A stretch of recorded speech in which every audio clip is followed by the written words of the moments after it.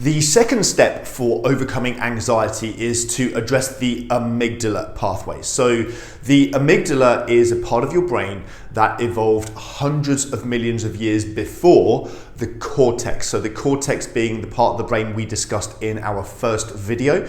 That's the part of your brain where we can consider your conscious minds to reside. It uses language, it uses intelligence and intellectual thoughts and logic and analyzing. Whereas your amygdala is responsible for your survival and it does not understand logic or language or intelligence. It operates off emotions and associations, which is a very useful, powerful thing when it comes to your survival. So if you and I are in our cave and a saber-toothed tiger walks into the cave and I'm sat there going, this is interesting.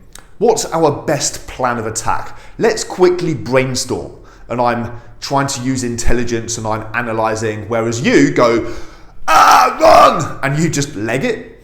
Then guess who is most likely to get eaten? I am. Because I'm allowing my cortex, my intelligence to get in the way. So when it comes to your survival, when it comes to the fight or flight, the stress response, which is one of the things that's regulated by your amygdala or triggered by your amygdala, is that when that kicks in, it switches off access to your intelligence, to logical, analytical thoughts, and it switches on reflexive thinking, where you react and you act without even thinking about what you're doing. And so that's super useful and it's very important. It's a very powerful, important part of your brain. However, sometimes we can accidentally install bits of code or bits of software, if you like, that are not useful and that are, as a consequence, linked to problems with anxiety and chronic anxiety. So remember what I said about the language or the systems that the amygdala uses are emotions and associations. So the typical examples that I often give are when you smell freshly cut grass or you hear a song from years ago and you immediately have a certain emotion or feeling triggered within you. So your brain has created an association between that smell or that sound and that particular emotion. And the two have become kind of hardwired in your brain, so to speak. Well, it's exactly the same with anxiety. What's happened is that your amygdala has created an association between certain triggers, certain things in your environment that your brain has created the association between those things and danger as being a threat to your very survival. And sometimes, like I say, it can make mistaken assumptions. So for example, let's say that when you were growing up, mum and dad were arguing a lot of the time and you felt very unsafe. Then as a consequence, what could happen in your amygdala is that it creates an association between raised voices and danger. And so now all of a sudden, anytime that you hear people arguing, or maybe even just people raising their voices, all of a sudden you find yourself in the middle of an anxiety attack. Now, you may have a recollection of that, you may understand where that comes from, or you may not, because your amygdala can store emotional memories that you have no conscious recollection of. Or it can store elements of memories, maybe you do remember the event, but there are certain details in the background that you don't remember. For example, if you went through a traumatic experience and in the background there was a piece of music playing, and maybe you have no conscious memory or recollection of that piece of music, but then years and years later you walk into a restaurant and they're playing that piece of music and you suddenly find yourself in the middle of an anxiety attack or a panic attack and you've no idea why. It feels like it came out of nowhere. Well, again, that's because your amygdala has created that association between that music and threat and it being a danger to your survival, but you have no conscious memory of it. So what we need to do is we need to obviously address this pathway that we call the amygdala pathway. And the way that we do that is we need to re-educate it. Remember that your amygdala doesn't understand language, intelligence, or logic. And this is why so many approaches to therapy often don't help people overcome these kinds of problems, because diving into the past and reliving all of the upsetting events from your past doesn't make any difference. Analyzing the anxiety and understanding why it happens or where it comes from doesn't make any difference, because what you're essentially trying to do is use the language of the cortex, your conscious brain, which is language, intelligence, logic, analyzing, rationalizing, to try to rewire the survival brain, your amygdala, which doesn't understand any of that. It operates purely off emotions, pattern recognition, and associations. So we need to start speaking the language, so to speak, of the amygdala in order to rewire it.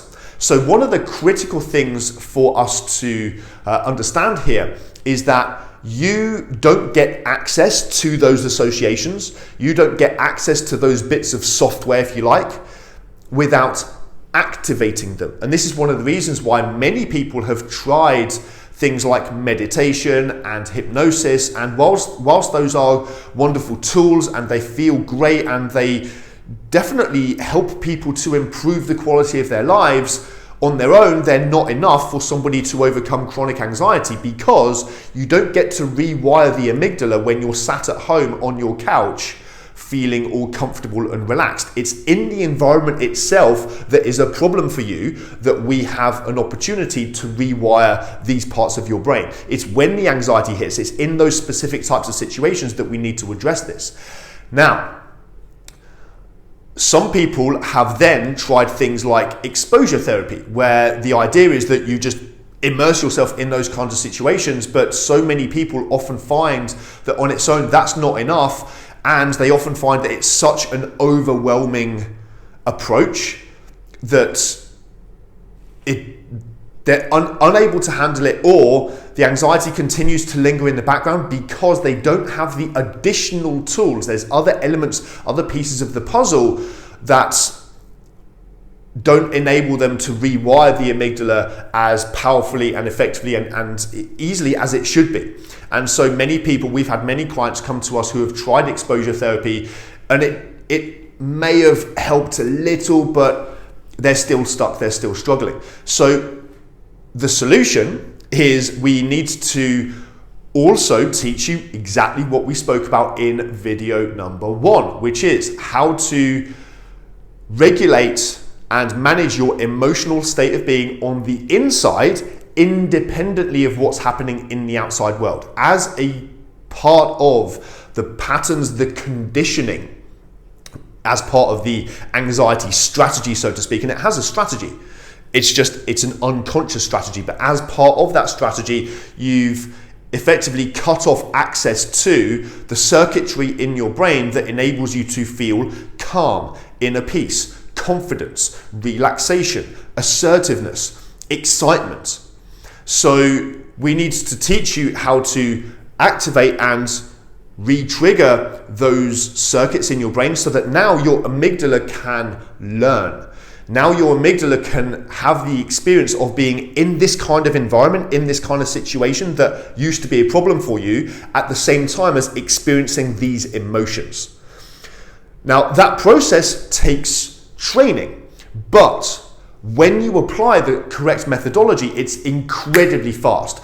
And it's important that actually overcoming anxiety should be fast. Overcoming chronic anxiety should be fast, because the longer it goes on for, the longer somebody starts to lose hope, and the longer they start to worry about what's wrong with me, why can't I do this, and maybe this approach isn't going to work for me. And that's why so many of the other approaches to overcoming chronic anxiety don't work for people, because they're so long and slow and painful.